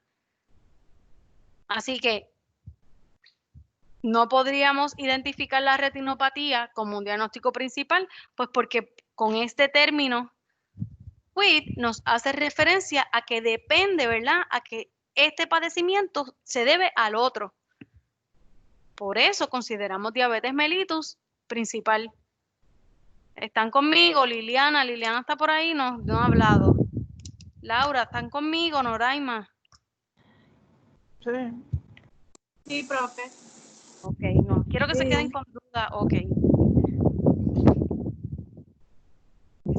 Hay algunas palabras que nos ayudan, ¿verdad?, a poder identificar más fácilmente cuál es el término principal y cuál es el subtérmino. ¿Por qué? Pues por lo mismo, como en el ejemplo anterior, nos dicen, ¿verdad?, nos hacen referencia a que hay una condición que depende de otra. Cuando el diagnóstico lo vemos y contiene la palabra with, como en el caso que vimos, contiene la palabra without, cuando contiene la palabra secondary to, por esos términos nos pueden hacer referencia, ¿verdad?, a que hay una condición, que hay como que algo Profesora, tiene que estar. Ajá. el subtérmino en sí es lo principal. El subtérmino es el secundario, el principal es Ok, el término ok. principal. Ok, ya entendí. Está bien. El término principal viene siendo lo que es el sujeto en español, de quién estamos hablando. El Ok. subtérmino es lo que nos dicen adicional, la información que nos dicen de dónde ocurre, cuál es el estadio, qué lado, todo eso, la información adicional es el subtérmino. Y Y por eso estas viene el término sub como que por debajo. Ok, estas pequeñas palabras nos ayudan a identificar entonces cuál es el subtérmino. Esto van a iría antes del subtérmino. Podrían ir, sí, dependiendo, ¿verdad?, Ok. de cómo se redacte ese diagnóstico. Cuando vemos una condición due to, pues la condición que es due to es que se le debe a otra, o sea, sin la otra no puede existir. Así que nos ayuda a identificar que esa que dice due to es la secundaria. Así que no se preocupen si de la primera no lo entendemos. Vamos a ir poquito a poco y esto lo vamos a practicar a través de los ejercicios. Y en el ejemplo que les presento, dermatitis due to dog hair. Esta persona tiene una inflamación en la piel, dermatitis. ¿Producto de qué? Pues porque es alérgico al pelo de perro, dice por el pelo de perro. Pues el término principal es dermatitis, porque lo que dice due to es porque ocurrió por. Nos está dando una información adicional de ese diagnóstico. ¿Sí? ¿Conmigo? Entonces habría códigos para esos subtérminos, ¿verdad? Esa información extra. No, hay un código para esto en general. Lo que pasa es que ustedes tienen que, antes de poder buscar el código en el ICD-10, identificar cuál es el principal, porque a partir del término principal es que ustedes van a buscar en el ICD-10. O sea, vamos a dar para atrás para que me entiendas. Si en este ejemplo tú identificas que el término principal es retinopatía, pues sí, eso es una enfermedad, está bien. Puedes buscar en el ICD-10 un código para retinopatía, existe, pero no te va a existir un término que te incluya toda la información que el médico te escribió aquí. Va a haber un término de un código de retinopatía, pero no va a ser, ¿verdad?, condicionado a la diabetes. Ahora, cuando tú. Ajá. Profesora, ¿cómo entonces eso iría? Iría un código de diabetes y le pondrían un WIT y el otro código de rinopatía. No. Hay un código que completo que se utiliza, que el código lo que te identifica es diabetes mellitus, por ejemplo. Déjenme tratar de escribir aquí para que lo vean y lo borro. Déjenme. Ok. En ICD-10 es que se están adelantando, pero para que lo tengas claro. En ICD-10, este diagnóstico E119 se refiere a que ese paciente tiene diabetes mellitus. Hasta aquí ese paciente tiene solamente diabetes mellitus. Y este código incluye without complications. O sea, ese código es específicamente para un paciente que tiene diabetes y que no tiene ninguna complicación. Cuando hablamos de complicación es que otras partes del cuerpo se le están afectando a causa de la diabetes. Ahora, hay un código que ahora de memoria obviamente no me lo sé, es un código H. Los códigos H son los códigos que tienen que ver con los ojos y con los oídos. Hay un código solo que es para retinopatía. Pero no podemos poner que este paciente tiene diabetes mellitus en el código y poner el código de retinopatía. Sí lo podemos hacer, pero para efectos de facturación no se está relacionando una condición con la otra. ¿Me siguen? Sí, eso sí. Para poder Pero identificar que no este sabría paciente... cómo entonces luego, si fuéramos a facturar, cómo entonces escribiríamos eso. Es que lo vas a entender cuando podamos utilizar, cuando empecemos con el ICD-10, créeme que lo vas a entender. Pero para seguir con la línea de pensamiento, para poder nosotros convertir esta información que el médico nos dice, diabetes mellitus, que esa persona tiene diabética con retinopatía, tendríamos que buscar dentro del ICD-10, comenzando por diabetes, porque diabetes es la condición principal, esa es la primera causa, la primera enfermedad que ese paciente padece. Ahora, ustedes se van a dar cuenta, cuando ustedes vean en el ICD-10 tiene unas indentaciones, o sea que como unas sangrías, por decirlo así, en la parte que ustedes encuentran diabetes, por debajo de diabetes, ¿verdad? Van a seguir buscando y van a seguir encontrando información y cada información va a tener un código diferente. Pues hay un código que, si mal no recuerdo, es uno de estos. E11319 o 3393, hay un montón porque dependiendo de la información que se incluye es el código. Pero para darles el ejemplo, cuando en facturación en servicios médicos se ve ese código E11319, hacemos referencia a que hay diabetes, el E11 es diabetes, pero hay una información adicional y ustedes van a ver más adelante que representa cada dígito dentro de un código en el ICD-10, ¿ok? Ok, profesora, eso en resumen es que vamos a ver en el ICD-10 una condición, a ver un listado de condiciones y va a haber como unos subtítulos, por decirlo así, que tienen que ver con la diabetes, por ejemplo. Que puede ser diabetes complicada, diabetes no complicada, diabetes con rinopatía, diabetes con otras condiciones, y pues cada una independientemente va a tener su código. Y siempre va a empezar, eso es lo que yo entiendo, con el 11 que usted dijo, que tiene que ver con diabetes, y luego del punto, pues sería la especificación.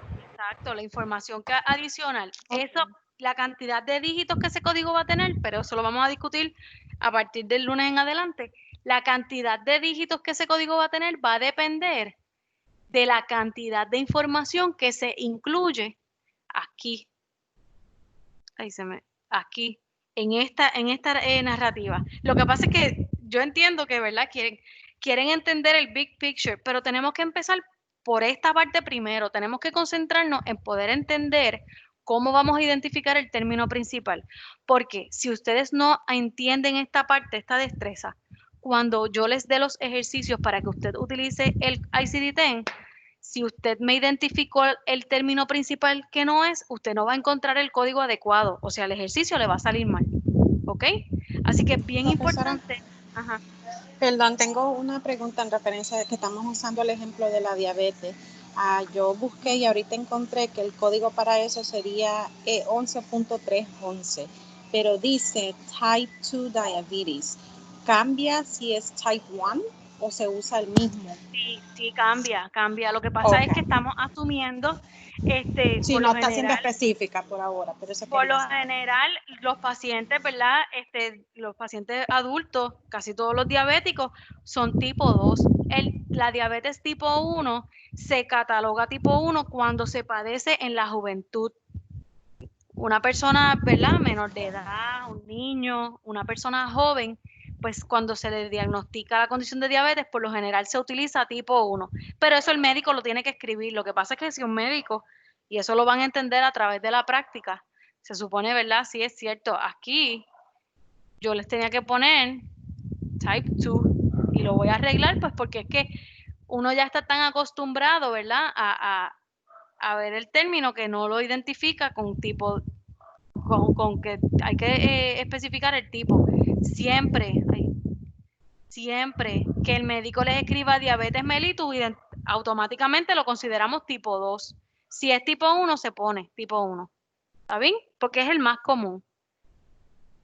Ok. Ahí se me fue esto. Un minutito. Dame un minuto que se me fue esto otra vez. Por eso a mí no me gusta ponerle animaciones a las presentaciones, porque ven que me tardo mucho por pasarlo.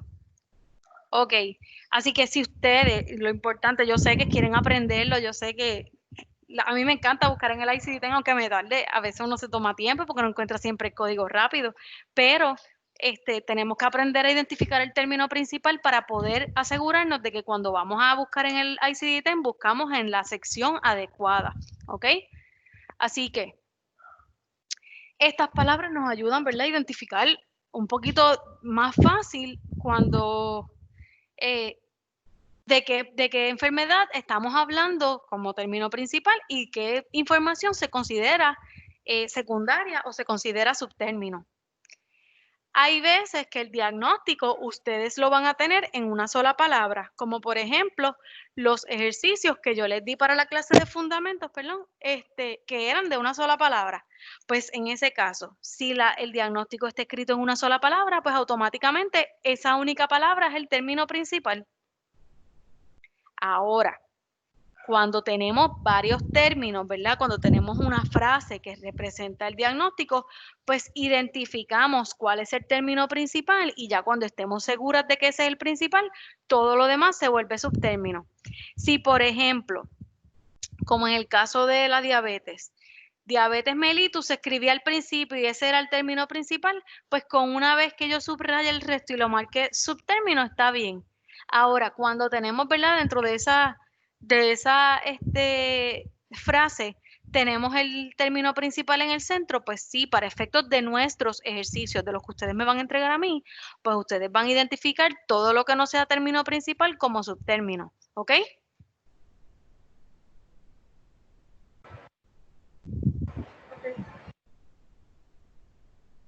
Y esta parte, hago, ¿verdad?, la aclaración, esta parte la estamos haciendo ahora porque estamos aprendiendo a codificar. Cuando usted esté codificando, usted no tiene que hacer este proceso, simplemente usted lee Acute Drug Intoxication with Dependence.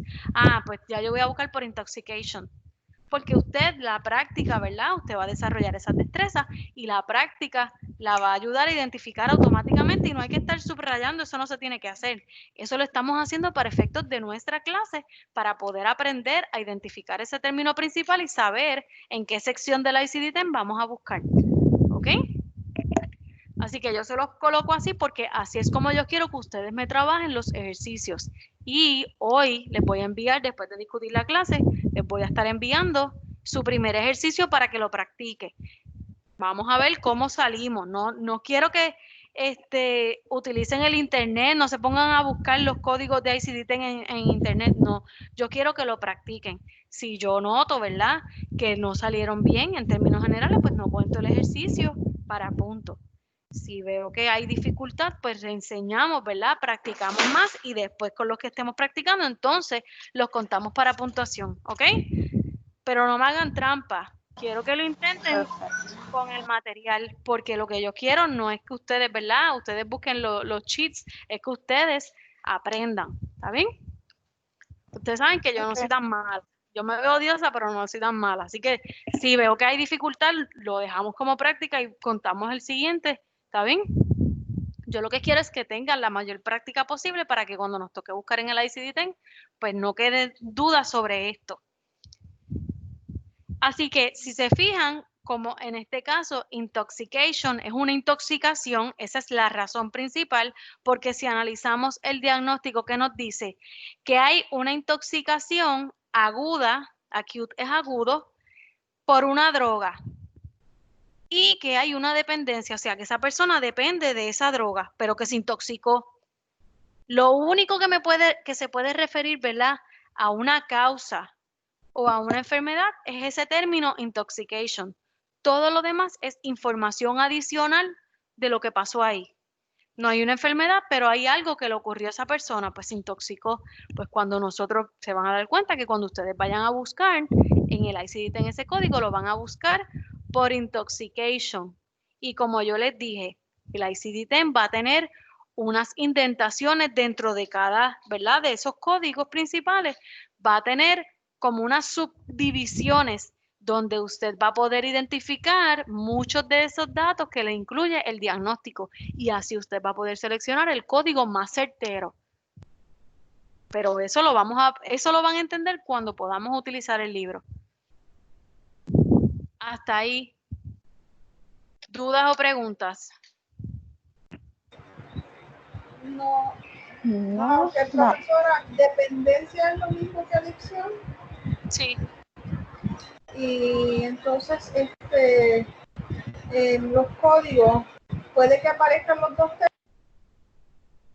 Va a decir Siempre casi no. siempre dependencia. Ok. Por lo general la terminología lo pone como dependencia. ¿Todo el mundo me entendió? Voy a buscar aquí rapidito. A ver si te voy a dar un ejemplo.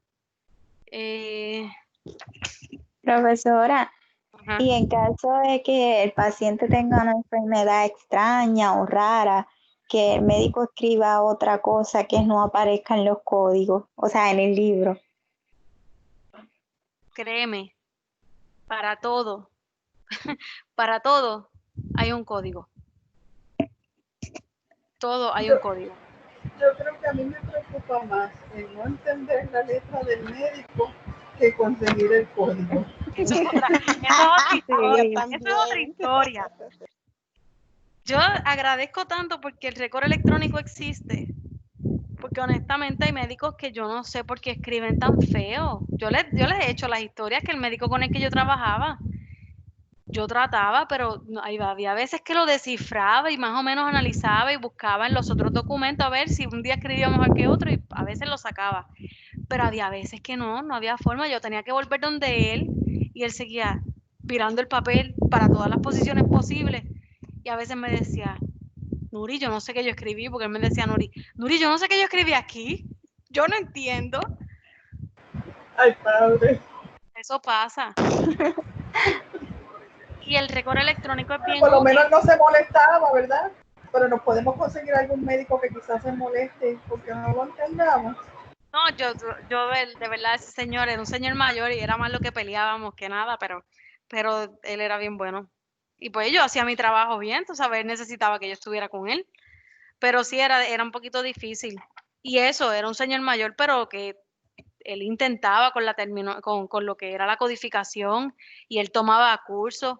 Él lo que pasa es que no tenía paciencia para la computadora. Y cuando se enfogonaba, pues hablaba malo y se frustraba y pues él quería ver tantos pacientes que pues ya a su edad, sus destrezas no le alcanzaban para poder manejar el récord electrónico y ver, qué sé yo, 30 pacientes. Pues ahí él me contrata a mí, porque él los veía y yo pasaba en lo que era el récord electrónico, yo pasaba todo.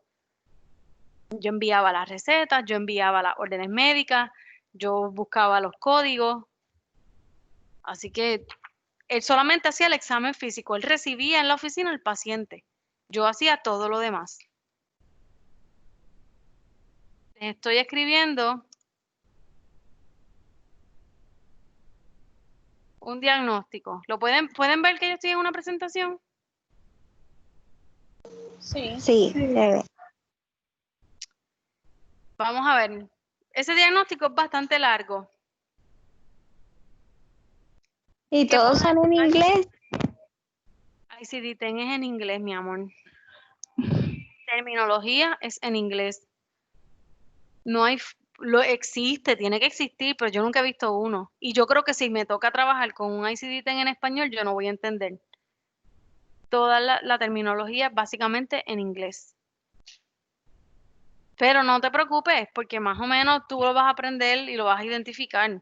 No le pueden coger miedo, porque en esta parte de lo que ustedes van a aprender aquí, ustedes simplemente van a buscar dentro, ¿verdad? De esa narración, ustedes van a convertirlo a un código, ustedes no van a redactar nada en inglés, ustedes no van a convertir esa información en un análisis, simplemente ustedes van a buscar un código.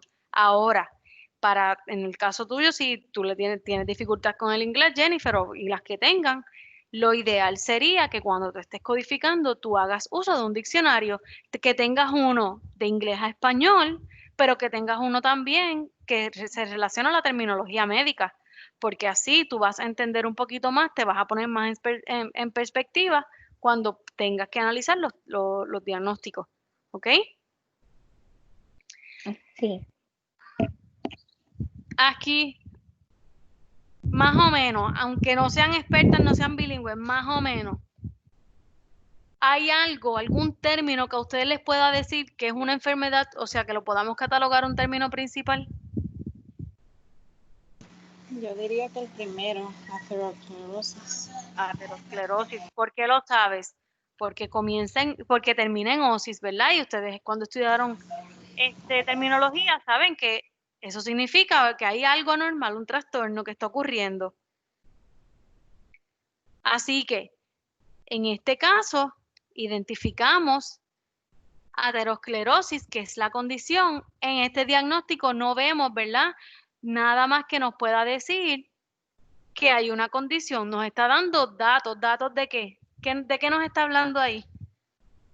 ¿De dónde está pasando? ¿Mm? Y es dos áreas. Exacto. Coronary artery and lower legs. Pues nos está diciendo de dónde. Y si esa parte del diagnóstico nos está haciendo referencia a dónde ocurre. ¿Qué es eso? ¿El qué? De coronaria y la Sí, pero parte baja de la pierna. del diagnóstico lo que nos dice es dónde está ocurriendo, ¿qué es? Yo lo que entiendo por aterosclerosis es como si tuviera una obstrucción de grasa en la arteria coronaria en la parte baja de la pierna. Ok, perfecto, eso es. Hay un endurecimiento en una arteria. Eso es lo que significa aterosclerosis.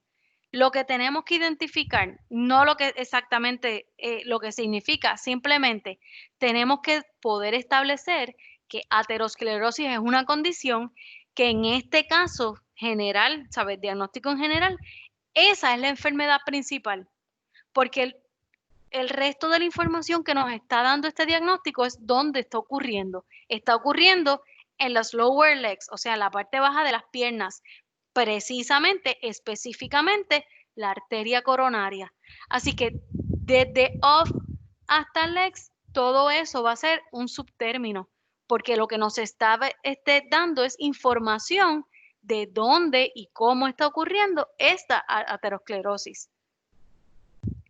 Así que cuando nosotros vayamos a identificar este diagnóstico, buscar el código en el ICD-10, no vamos a buscar en algo que sea lower leg, porque en el ICD-10 no vas a encontrar una sección dedicada a lower leg, ni vas a encontrar una sección identificada como coronary artery. No, eso no aparece.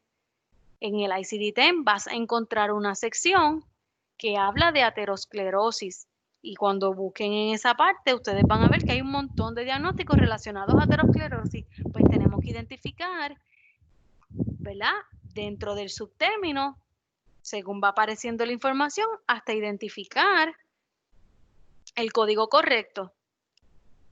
Y desde ahora les anticipo, todos los ejercicios que estemos trabajando con esta parte de identificar el término principal y el subtérmino, grábenlos como lo estamos trabajando, ¿verdad? Electrónicos, grábenlos en sus computadoras porque yo voy a estarles repitiendo el mismo ejercicio. O sea que el ejercicio que yo les dé hoy para que ustedes me busquen el término principal y el subtérmino, ustedes me lo van a entregar y yo voy a corregir que usted identificó el término principal y los subtérminos. Ahora, tal vez la semana que viene o la otra, cuando estemos trabajando ya con codificación, el momento que sea, tal vez yo le envío el mismo ejercicio y esta vez va a decir o van a incluirse dentro de las instrucciones, codifica los siguientes diagnósticos. Así que va a ser importante que ya ustedes tengan esa parte hecha, esto de tener de tener el término principal y el subtérmino, pues porque así ustedes van a saber dónde van a tener que buscar en el ICD-10, ¿ok? Así que los vamos a utilizar doble. También, si de alguna manera les ayuda a hacer referencia a alguna de las presentaciones de terminología médica, por ejemplo, las tablas de referencia que yo les di, que les envié, si ustedes quieren, se las puedo enviar otra vez porque yo sé que en los emails a veces se pierde todo eso y como no estamos presencial, que no tenemos una carpeta, si ustedes entienden que de alguna manera eso les puede ayudar, pues me avisan y yo se los envío. O las presentaciones de terminología, pues también se las envío para que así ustedes puedan, ¿verdad?, entender un poquito más los datos que se ofrecen de cada diagnóstico. Y volvemos. Lo importante es poder identificar una enfermedad. Si no tenemos en el diagnóstico una enfermedad, vamos a identificar una causa, algo que está ocurriendo. Pues porque sabemos que vamos a trabajar con lo que son diagnósticos, pero también vamos a trabajar con lo que son lesiones. Lo que pasa es que ahora estamos empezando con diagnósticos, ¿ok?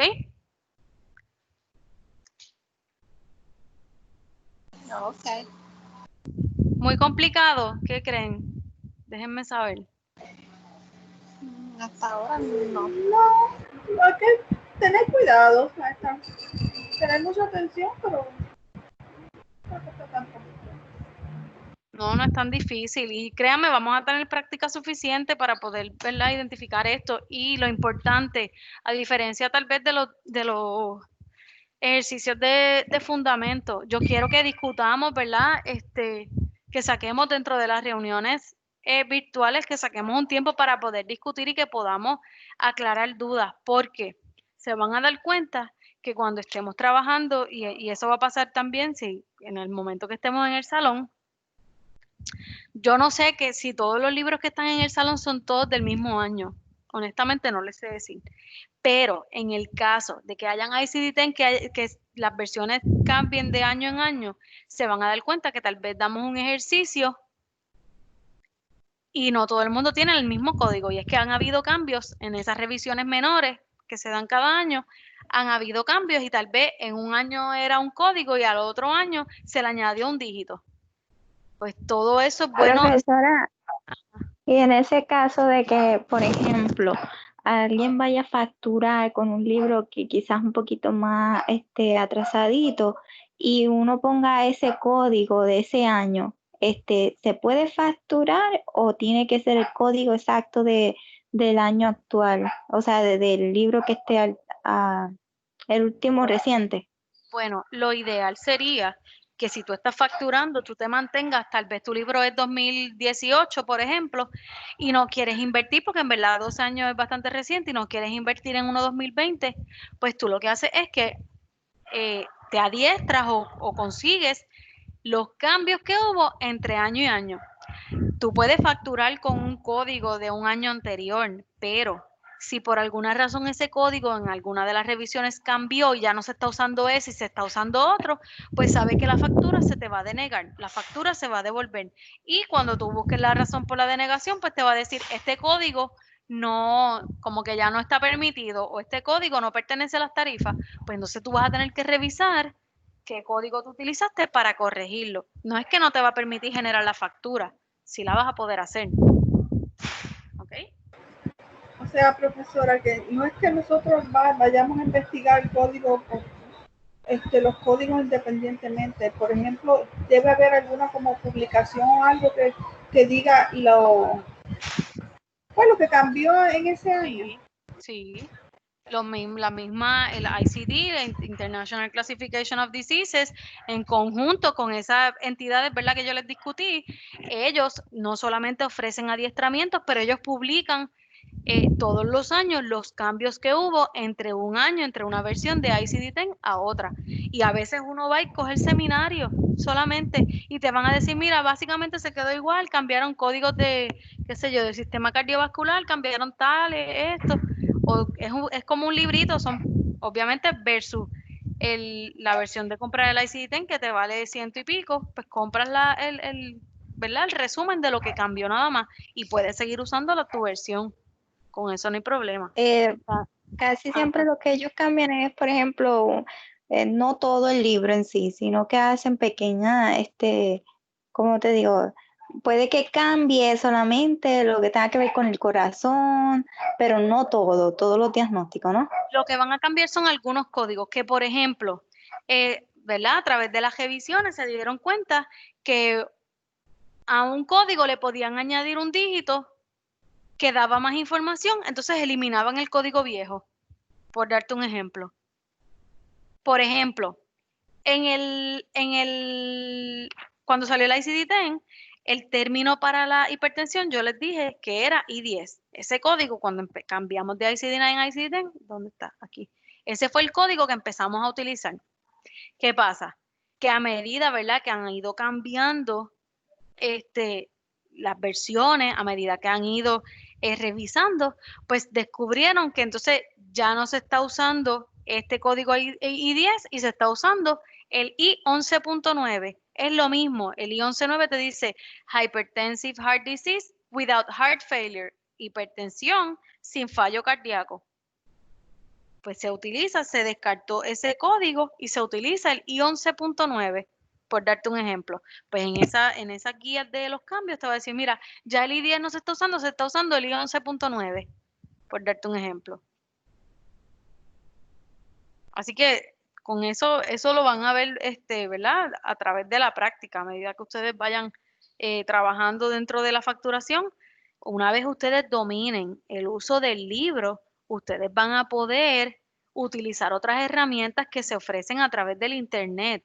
Ahora mismo, el trabajo que yo les digo que yo le hago a las auditorías internas que yo le hago a los 2 médicos con los que yo trabajo, yo tengo que ir y básicamente yo hago una auditoría del expediente. Cuando yo hago una auditoría, yo reviso el tratamiento del año anterior, o sea, yo estoy haciendo 2020, los exámenes físicos 2020, yo reviso el expediente del 2019. Todo lo que se hizo ese paciente de enero 2019 a diciembre 2019. Pues entonces, yo tengo que convertir toda esa información que yo recopilo, yo estoy recopilando diagnósticos de cada paciente que yo audito y pasándolo a una plataforma digital donde tengo que usar ICD-10. Pues yo tengo mi libro conmigo, pero yo no estoy todo el tiempo buscando en el libro. Yo utilizo una plataforma de internet, pero tengo que reconocer que no necesariamente todos los diagnósticos y todos los códigos que yo necesito utilizar, yo voy a encontrar el código exactamente y correcto según la herramienta digital que yo estoy usando. Me ha pasado que a veces la página que utilizo no me da como que mucha información y no es compatible con lo que me dice el expediente. Pues en esos casos tengo que acudir a la ICD-10, porque yo tengo que asegurarme de que yo estoy seleccionando un código certero, lo más parecido posible que me pare, ¿verdad?, lo que el médico me escribió en la documentación. Así que por eso es bien importante que ustedes aprendan primero a utilizar el libro y ya después que ustedes dominen, ¿verdad?, y requete dominen el uso del libro, ustedes pueden utilizar otras herramientas suplementarias, pero tienen que estar conscientes de que siempre es bueno, cuando nos dedicamos a facturar, siempre es bueno tener la herramienta original. ¿Y cuál es la herramienta original? El ICD-10. Lo mismo cuando trabajen con CPT, con los procedimientos. ¿Ok? Hasta aquí dudas. Okay. No. El ejercicio que les voy a estar enviando es este ejercicio que lo pueden ver. Sí. Ok. Este ejercicio que les estoy presentando aquí, como yo sé, ¿verdad?, que no estamos a distancia, todos lo estamos trabajando en la computadora, pues es difícil poder escribir, subrayar. Lo que yo quiero que ustedes hagan es que me identifiquen el término principal en amarillo y lo que es el subtérmino en verde. ¿Cómo lo van a hacer? Utilizando aquí el highlighter. Usted selecciona si esta parte es el término principal, seleccionó y lo marcó amarillo. Si esta parte es el subtérmino, lo marco en verde. Ay, se me fue. Lo marco verde, ¿ok? Eso es todo lo que yo quiero que ustedes me hagan con el ejercicio. No se compliquen que si cambiando las letras, solamente le utilizan el highlighter y lo graban así y así yo lo corrijo, ¿ok? Y así lo van a hacer, son 15 ejercicios, van a analizar, ¿verdad?, de acuerdo al material discutido. Si tienen dudas con alguno, pues saben que me escriben. Como mañana se supone que no hay clase, pues mañana tienen todo el fin de semana para trabajarlo y tienen hasta el lunes, hasta las 11:59 para entregarme la tarea, ¿ok? Profesora, entonces de la clase de Mato no hay ejercicio, sino pues, el No, último proyecto. lo que yo les di fue lo del proyecto, para que tengan tiempo, ¿verdad? Y puedan aprovechar esa semanita que están de receso de verano, para que puedan trabajarlo. ¿Está bien? Sí.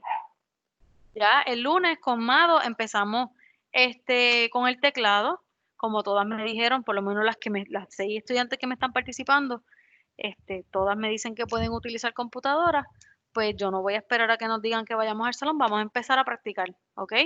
Para que ustedes vayan soltando los dedos. Obviamente, yo estoy confiando en ustedes, en que cuando ustedes están practicando en su casa, ustedes están aplicando la posición correcta, ¿ok? Porque obviamente no me hacen el daño a mí si no utilizan la posición correcta, se hacen el daño a ustedes porque ustedes ya vieron lo que provoca, ¿verdad? No utilizar, no asumir las posturas correctas al utilizar el teclado. Así que el lunes todo eso lo vamos a discutir, les voy a enseñar cuál es la página que yo utilizo, les voy a dar todas las instrucciones para que ya con lo que discutamos ustedes puedan empezar a practicar. Y de esa misma página yo les voy a estar asignando lecciones para que ustedes me envíen la evidencia de que ustedes lo trabajaron. ¿Está bien? Perfecto. Pues nada, si no hay dudas, preguntas, comentarios, pues no les quito más tiempo. ¿Estamos bien? Sí, yo pienso para mí fue más difícil lo de la terminología médica cuando empezamos que esto de codificar. Muy de acuerdo. Hasta el momento sí, sí. Lo que pasa es que pues lo medular de este curso es el libro, es la parte práctica del libro. Y a veces, pues, se los digo por experiencia, pues a veces uno tiende como que a frustrarse si no encuentran el código. El libro es bien grueso, el libro, las letras son pequeñas, muchos códigos se parecen, o sea que en lo que uno se va adaptando, pues, ¿verdad? Nos va a tomar un poquito de tiempo, pero mi meta es que ustedes salgan expertas codificando y que les guste, no solamente que aprendan a hacer lo que les guste. Y una vez aprendamos a buscarlo, vamos a aprender, ¿verdad?, cómo confirmar que ese diagnóstico que ustedes seleccionaron es el diagnóstico certero, utilizando el mismo libro, ¿ok?